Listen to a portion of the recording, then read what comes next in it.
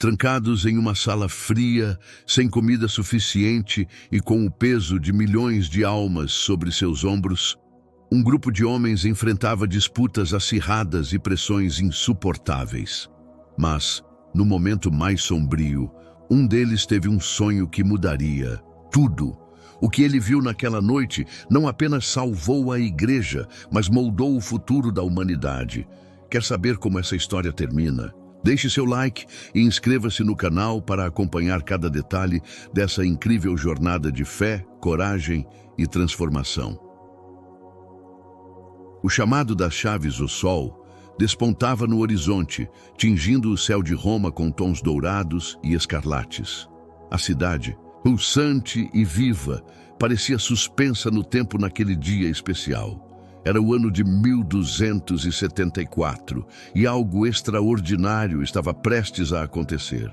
Pela primeira vez na história, os cardeais da Igreja Católica se reuniriam em um conclave, um evento que mudaria para sempre o curso do cristianismo. Mas o que levou a este momento histórico? Por que o mundo parecia segurar a respiração enquanto as chaves do céu, simbolizadas pelo Papa, estavam para ser entregues a um novo guardião? Tudo começou com a morte do Papa Clemente IV, um homem austero e devoto que liderou a Igreja em tempos de turbulência. Sua morte, no entanto, deixou um vazio perigoso. Durante quase 3 anos, a Igreja permaneceu sem um líder. Os cardeais, divididos por intrigas políticas e regionais, não conseguiam chegar a um consenso sobre quem deveria ser o próximo Papa. A cristandade estava em crise e o povo começava a perder a paciência. A ausência de um Papa não era apenas uma questão espiritual, era também uma questão de poder e estabilidade política. Foi então que Carlos de Anjou, rei de Nápoles e Sicília, interveio. Ele sabia que a demora na escolha de um novo Papa enfraquecia a Igreja e, consequentemente, sua própria autoridade. Com sua influência, pressionou os cardeais a se reunirem em Perugia, uma cidade fortificada no coração da Itália, para decidir, de uma vez por todas, quem seria o novo líder da cristandade. Mas desta vez, as regras seriam diferentes. Não haveria luxos, nem distrações. Os cardeais seriam literalmente trancados em uma sala até que chegassem a um acordo. Assim nasceu o primeiro conclave da história, cujo nome deriva do latim conclave, com chave. Os cardeais começaram a chegar a Perugia em carruagens luxuosas, acompanhados de séquitos que carregavam baús de roupas, livros e até mesmo alimentos exóticos. Apesar do clima tenso, havia um ar de pompa e cerimônia. Cada cardeal sabia que estava prestes a fazer parte de um momento histórico, mas poucos entendiam o peso que isso traria. Entre eles estava Matteo Orsini, um homem de olhar penetrante e voz grave. Ele era conhecido por sua inteligência estratégica e seu fervor religioso. Matteo acreditava que a Igreja precisava de um Papa forte, alguém que pudesse unificar os fiéis e enfrentar os desafios políticos da época. Mas ele também sabia que muitos dos presentes estavam mais preocupados com seus próprios interesses do que com o bem da Igreja. Ao entrar no salão principal do palácio onde o conclave seria realizado, Matteo não pôde deixar de notar a tensão no ar. Os cardeais se cumprimentavam com sorrisos formais, mas seus olhos traíam a desconfiança. Todos sabiam que alianças seriam formadas e traições inevitáveis. A política estava tão presente quanto a fé. Quando todos os cardeais finalmente chegaram, o momento mais aguardado e temido aconteceu. O mestre de cerimônias, um homem alto e magro com uma voz que ecoava como um trovão, anunciou que as portas seriam trancadas. Os cardeais não poderiam sair até que um novo papa fosse escolhido. As regras eram claras: nada de banquetes extravagantes, nada de comunicação com o mundo exterior. Apenas pão, água e orações. O som das chaves girando nas fechaduras ressoou como um trovão no salão silencioso. Mateo sentiu um arrepio percorrer sua espinha.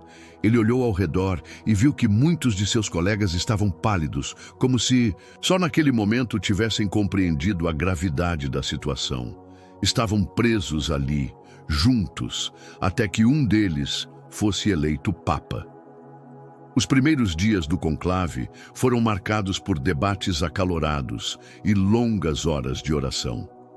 Cada cardeal tinha sua própria visão de quem deveria liderar a igreja, e as divisões eram profundas. Alguns defendiam um papa que pudesse fortalecer a autoridade da igreja sobre os reis e imperadores da Europa.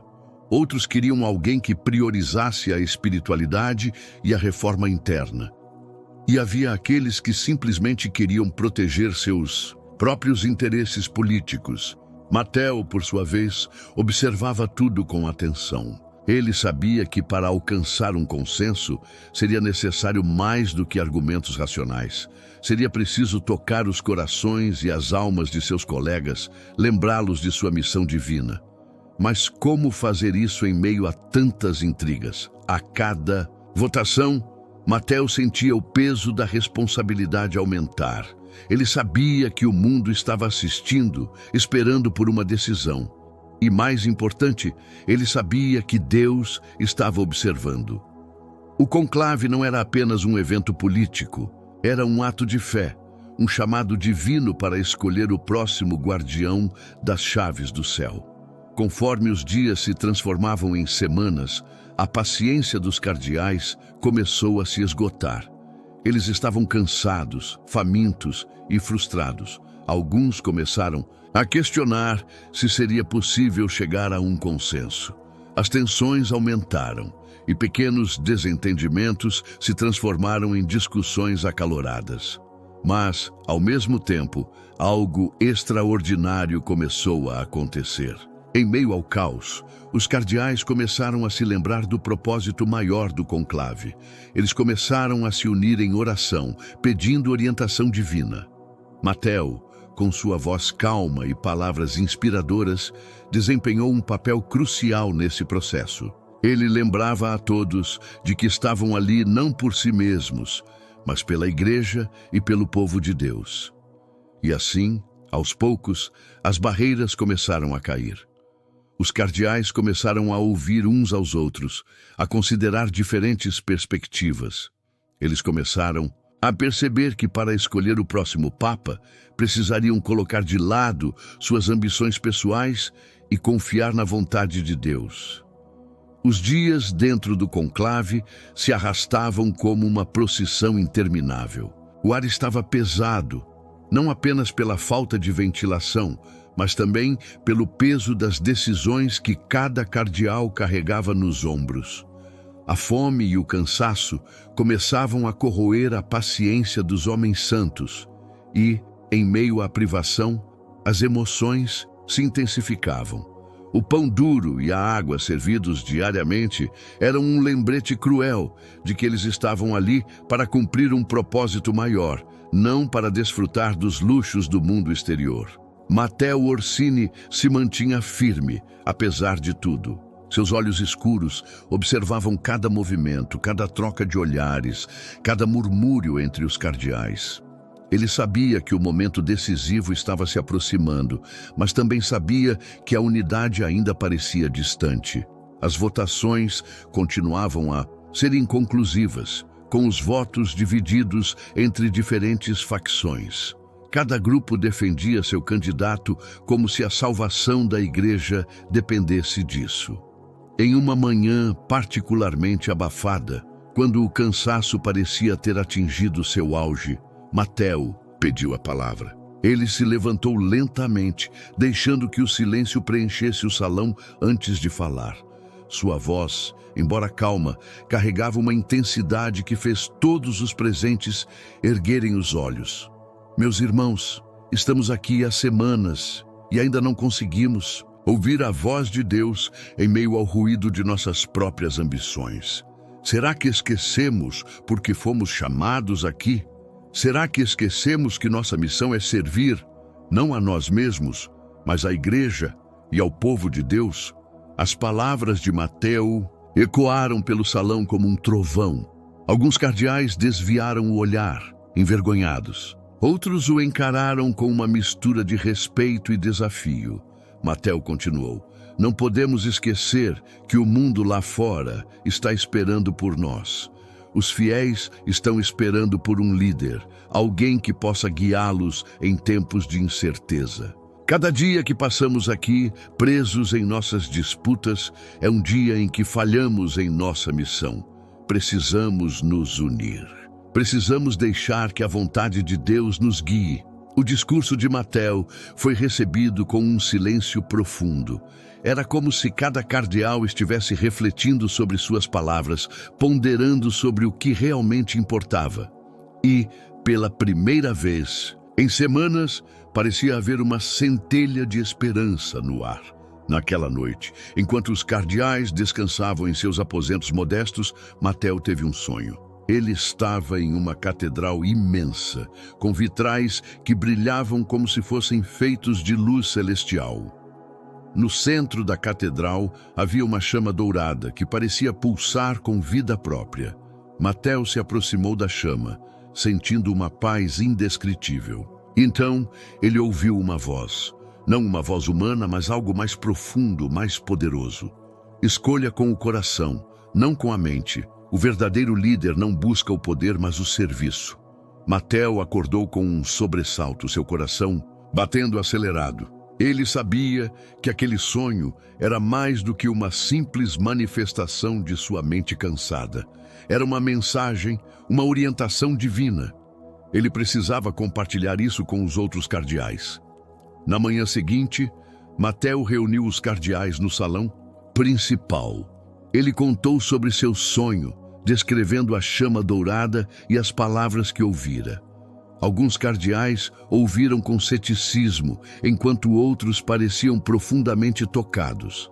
Mas, independentemente de suas reações, era claro que algo havia mudado. O sonho de Matteo trouxe uma nova perspectiva, uma nova esperança. Com o passar dos dias, as votações começaram a refletir essa mudança. Os cardeais começaram a se concentrar menos em suas próprias preferências e mais no que era melhor para a igreja.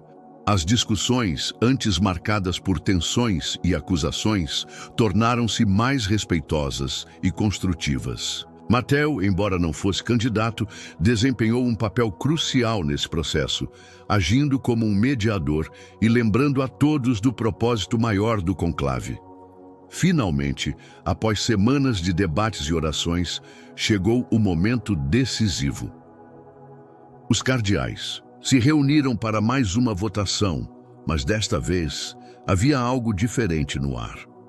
Uma sensação de expectativa, de que algo extraordinário estava prestes a acontecer.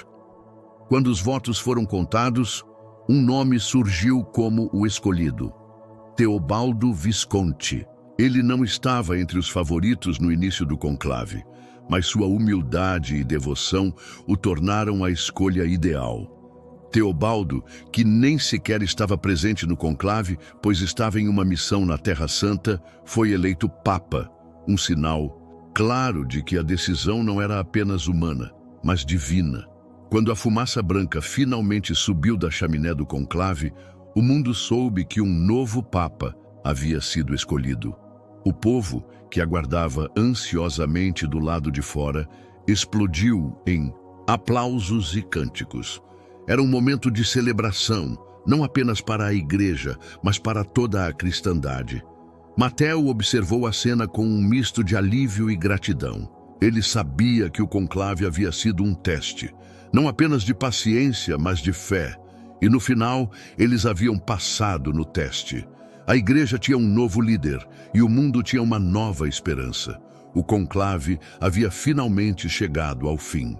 Após semanas de orações, debates e sacrifícios, o mundo cristão tinha um novo líder, Teobaldo Visconti, que assumiria o nome de Papa Gregório X. A fumaça branca que subiu ao céu de Perúgia não apenas anunciou o fim de um período de incertezas, mas também marcou o início de uma nova era para a Igreja. Contudo, a jornada estava longe de terminar. O verdadeiro desafio começaria agora, tanto para o Papa eleito quanto para os cardeais que haviam participado do primeiro conclave da história. Quando a notícia chegou à Terra Santa, onde Teobaldo Visconti estava em missão, ele recebeu a notícia com humildade e surpresa. Ele nunca havia aspirado ao papado, e talvez fosse exatamente isso que o tornava o homem certo para o cargo. Sua reação foi simples, mas profunda. Ele caiu de joelhos e rezou. Não por si mesmo, mas pela Igreja e pelo mundo que ele agora teria a responsabilidade de liderar. Teobaldo retornou à Itália rapidamente, onde foi recebido com celebrações e cerimônias. Mas ao invés de se deixar levar pela pompa e pelos aplausos, ele focou em sua missão. Em seu primeiro discurso como Papa, Gregório X falou diretamente ao coração dos fiéis. Meus irmãos e irmãs, não fui eu quem escolheu este caminho, mas Deus. E assim como Ele me confiou esta missão, confio a todos vocês a tarefa de caminhar comigo. A Igreja não é feita de um homem, mas de todos nós. Que possamos juntos ser uma chama de esperança em um mundo que precisa de luz. Suas palavras ecoaram por toda a cristandade, reacendendo a fé em muitos que haviam perdido a confiança na Igreja durante os anos de sede vacante. Era como se a chama dourada do sonho de Matteo Orsini tivesse encontrado forma no coração de Gregório X. O primeiro conclave não foi apenas um evento histórico, foi um divisor de águas. Gregório X, ciente das dificuldades enfrentadas pelos cardeais durante o processo, decidiu implementar reformas que garantiriam que futuros conclaves fossem mais eficientes e menos suscetíveis às divisões políticas. Durante o Segundo Concílio de Lyon, em 1274, ele instituiu regras que moldariam o formato dos conclaves pelos séculos seguintes.